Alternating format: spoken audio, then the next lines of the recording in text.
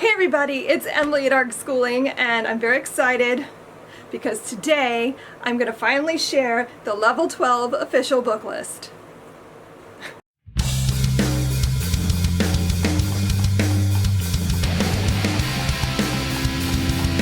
It's been months and months and months in the making, and I am so excited to just start showing you. And I'm not going to do a big preamble because there's a lot. I think I have 46 books to go through, so I'm just going to try to do this as quickly as I can. So bear with me, this is going to be a long video. Yeah, I'm going to get started with the history. I'm going to try to go in order of like history, literature, poetry, and so on and so on. So I'm going to start with the history. So I have several spines. I had a hard time narrowing down what I wanted to use, and I finally settled on the Penguin History of the United States series. There are 3 books, and so we have American Colonies, The Settling of North America by Alan Taylor. We have A Nation Without Borders, The United States and Its World in an Age of Civil Wars from 1830 to 1910, and this is by Stephen Hahn. And then we have American Empire from 1945 to 2000, and this one is by Joshua Freeman. So this series will be the bulk of the history spine. And that is the 3 spines, but we also have more spines because I really wanted to use both of these books. So I also have A Different Mirror by Ronald Takaki, and this is a history of multicultural America, so it follows like immigrants and how different people came to this country, as well as An Indigenous People's History of the United States by Roxanne Dunbar Ortiz, which focuses obviously on Native Americans and their history, so I wanted to include both of those as well. So we have 5 history spines, plus I have a document-based assessment for U.S. history that I just wanted to include as well, so that as well is one of the spines. So those are the main history spines, and everything else is going to be like coming around that to flesh it out and give more information, especially since there's a bunch of gaps if you had noticed, so I needed to fill in some gaps in the history. So for the rest of the history books, we're using David McCullough's 1776 about the Revolutionary War. And I also have the United States Constitution, a graphic adaptation, along with a little pocket constitution to go along with it to flesh that out so you get the whole picture. This Republic of Suffering, Death and the American Civil War by Drew Gilpin Foss. That sounds really depressing, but I promise this book was so good. It was so fascinating. Flesh and Blood So Cheap by Albert Marin. Again, this book was so good. This is one of my favorite history books of the year. And then I have Votes for Women, American Suffragists and the Battle for the Ballot by Winifred Conkling. She also wrote Radioactive, which is another really great book. And this also was just so interesting to read about. So I really want to actually find some historical fiction about the suffrage movement. We have We Are Not Yet Equal, Understanding Our Racial Divide by Carol Anderson. And this is technically a spine because it's used most through the second half of the year, like right after the Civil War through the rest of the year, but I didn't put it in with the spines because it's only used for half the year. But again, also fascinating book, very well written, very easy to read.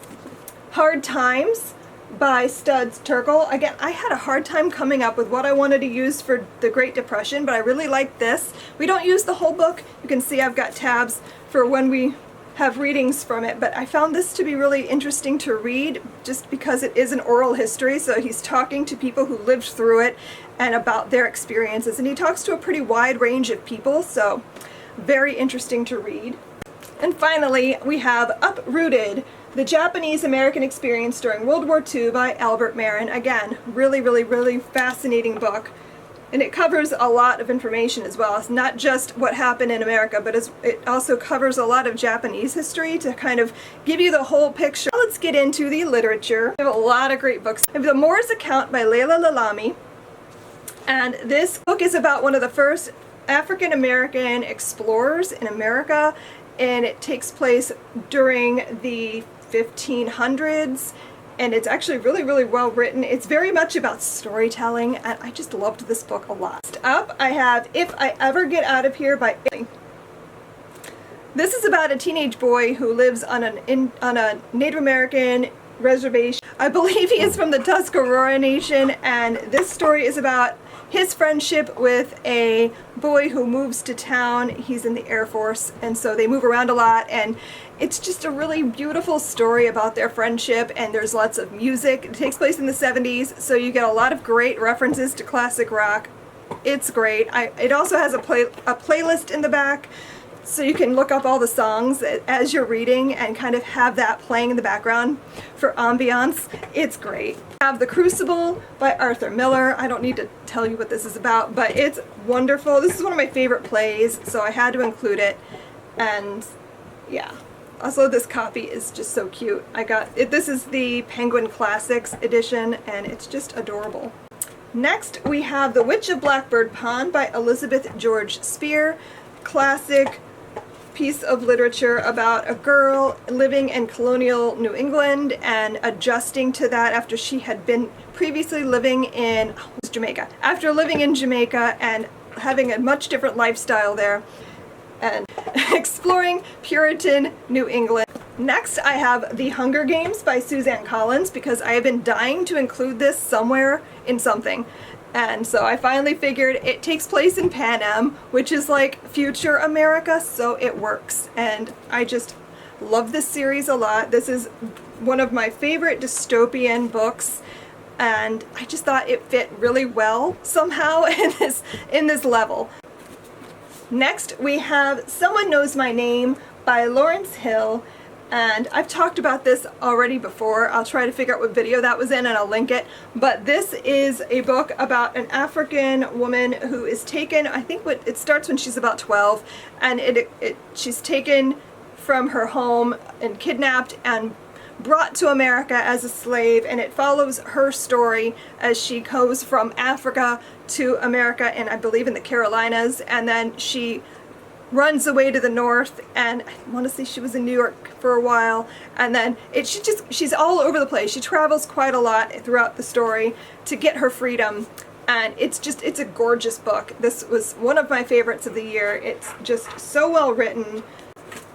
Another one of my favorites this year was The Indifferent Stars Above, the harrowing saga of the Donner Party, and this is by Daniel James Brown. Shh. Nobody asked your opinion. Apparently my dog also really likes this book, and he has things to say. But this is obviously about the Donner Party. It's narrative nonfiction, and it was riveting. I mean, again, I did a lot of tabbing. Next, we have The Gods of Gotham by Lindsay Fay, and this is New York City in the early 1800s and the beginnings of the police force there. And it's a mystery, it's a crime novel, mystery thriller, and it talks a lot about Irish immigrants in the city, and it's just really great writing. I love Lindsay Fay's writing. I need to read all of her books. I also have All Different Kinds of Free by Jessica McCann. This is about a Supreme Court case in which a woman who was born free, an African American woman who was born free in Maryland, moved to Pennsylvania, and as an adult she is kidnapped, her and her children, and taken back by the person who had owned her parents and forced back into slavery.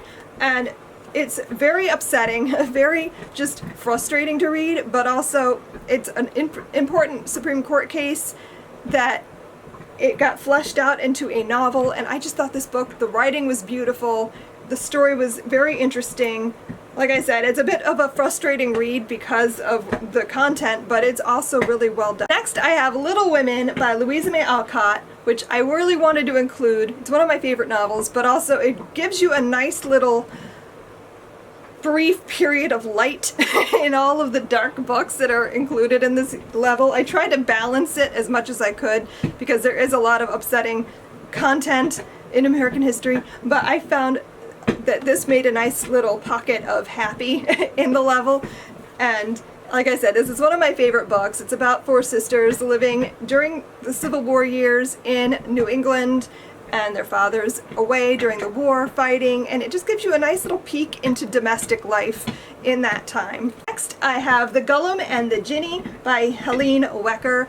Another one of my absolute favorite books from this level. I have a lot, but this one really stands out to me. This takes place in New York City at the turn of the century, and you're following the perspectives of a Gollum from, they're coming over from, Poland, I believe. Yeah, they're coming from Poland, and so it's a Jewish American coming in, and then you also follow the perspective of a Ginny who was from the deserts of Syria. And I can't really explain this well without going on for another like 20 minutes, but believe me, this is great. This is beautiful. The writing is stunning. Just, the story is just perfect. This is one of those like perfect books. We also have The Color Purple by Alice Walker, and this is a classic. It's beautiful, very sad, but also somehow hopeful, and just, it's so, I want to hug this book. It was so beautiful to read, and this was my first time ever reading Alice Walker, and I want to read more of her books as well. Next, I have When the Emperor Was Divine by Julie Otsuka. This is about the Japanese internment, and it's very short, but it's a lot of information to take in the story. So it's brief, but it's heavy, and it's very beautifully written. These next three are all like my favorites. I keep saying that, but they're all just so good. Next we have The Rock and the River by Kekla Magoon.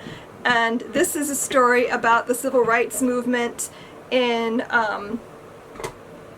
this takes place in Chicago. And it's following fictional characters, but the events are all things that had happened. And it's such a good story about figuring out your place and how to fight and how to best fight for your freedom. And I just loved this book so much. It covers a lot of information about the Black Panther movement, and it's just so good. It's so good. So moving. I cried. I cried a lot, actually, in a lot of these books. Next up, I have A Very Large Expanse of Sea by Tahira Mafi, which was just stunning. I am a huge fan of Tahira Mafi now. I read Furthermore for a family reading crate, and after reading that I was like, I must have more of her books, so I immediately bought this, and then I tucked it away because I'm like, this sounds like it might work in level 12. And it did. This takes place right after 9/11, and it follows the perspective of a girl who is a Muslim American, and her family is from Iran, and it's about how she's dealing with the harassment and just people being ugly towards her just because she wears a hijab. If I'm saying that wrong, please let me know. But it's a beautiful story, and I want to say it's also somewhat autobiographical about her own life. And again, it's just such a beautiful story. I cried and I felt lots of emotions as I was reading it, and I'm going to have to go out and buy all of her books. And we also have The Hate U Give by Angie Thomas, which again I had purchased ages ago and then tucked it away because I'm like, this is going in level 12. So for some reason I thought I needed to save it. I didn't. I could have read it multiple times and it would have just been great every time I picked it up. This book is wonderful. It's about a girl who witnesses her best friend being shot by the police after they pulled them over, and how she fights for him. And it's such a great story. I don't really need to talk a lot about it because this is hugely popular. I feel like I'm the last person on the planet to read it, but I did finally read it. And finally, we have the Oxford Book of American Short Stories, which again, you're not reading all of them. We're reading several though, so this is a spine you'll be reading throughout the year. And it's edited by Joyce Carol Oates, and it has a really great selection of short stories. I had a really hard time narrowing down which ones we're going to read, but I picked out some great ones. For poetry, I have Native American Songs and Poems, an anthology. This is a Dover Thrift. And I also have 101 Great American Poems, also Dover Thrift. And I also have, because you can never have too much poetry, I also have Unsettling America, an anthology of contemporary multicultural poetry, and this one is edited by Maria Mazziotti Gillen and Jennifer Gillen. And they also, all of these have a really great selection of poetry, so you get a really good perspective. We are almost done. I'm really psyched with myself that I've been able to keep this going pretty concisely and quickly, and we're not going to have an hour of footage to edit. Yay!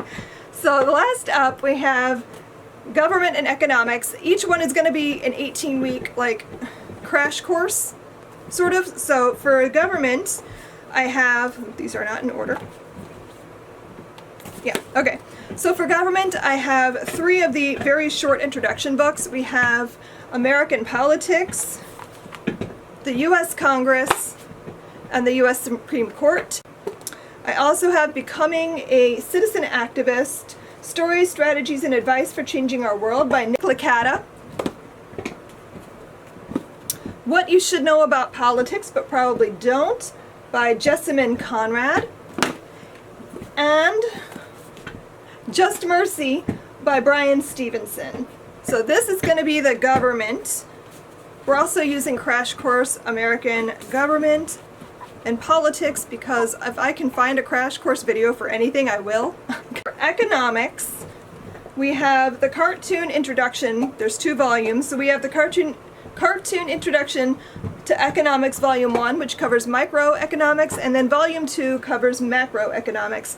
I love things like this because it gives you a lot of information, but in a fun and entertaining way, so you're more likely to remember it. I also have, too many things in my hands, I also have the Cambridge Economics Workbook by Susan Grant. So there's lots of different things in here, from diagrams and calculations to definitions and vocabulary and data exercises. So there's a lot of different ways to work with the material. And then I also have Talking to My Daughter About the Economy or How Capitalism Works and How It Fails by Yanis Varoufakis. I hope I'm saying that right. And this is just very readable, and he's writing this literally to his daughter, who is a teenager, so it's very easy for anyone to pick this up and read and understand. And then finally, the last book, we're almost done, is What Would the Great Economists Do by Linda Yu. I think I'm saying that wrong, but whatever, it's close enough. Linda Yu. And this takes different questions like, hold on, should the government rebalance the economy? Is inequality inevitable? What can we learn from financial crises? And they ask this question and then take a famous economist and have them answer it. So you're learning about different economists through history, through the world, and their belief systems and how things work. So it's very interesting and a really nice tie-in to the cartoon books. And again, we'll be using the Crash Course Economics course because those videos are just great. That is it. That is level 12. And I am going to go and edit this video and then get back to work because it isn't actually finished. I finished all the books. That part is done, so I can give you that, but I got to get back to writing and getting these lesson plans done. I'm hoping to have everything done